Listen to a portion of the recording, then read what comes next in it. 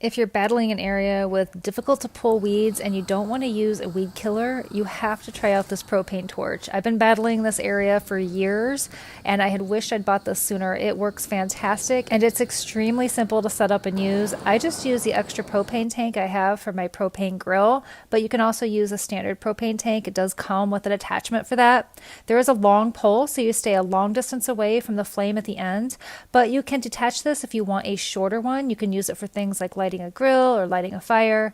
It has a gas valve on the handle and it has a power boost handle as well. So as soon as you turn on the propane tank and the dial at the bottom of the trigger, it will start throwing a flame at the end. And if you squeeze the trigger, it will give it extra power boost. So to use this, all you do is connect the hose with the provided connector, turn your propane tank on just a little bit, about 30%, and then turn the gas valve on the handle, again, just about 30% to start with. I then tilt it downwards toward the ground and push the red start button, and it will start on the first try every single time.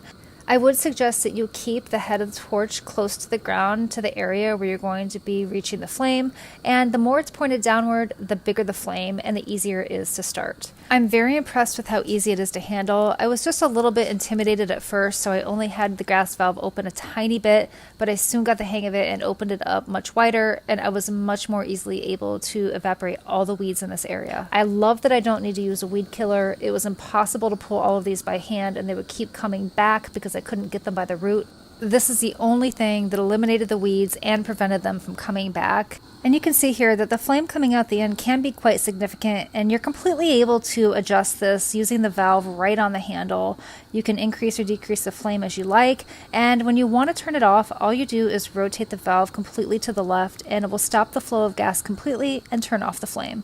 So when you go back to the original propane tank, you can then turn it off from the base and not have to worry about a flame going at the other end. It's very easy to operate, very easy to learn. It came in 3 pieces that you just screw together with a hex wrench.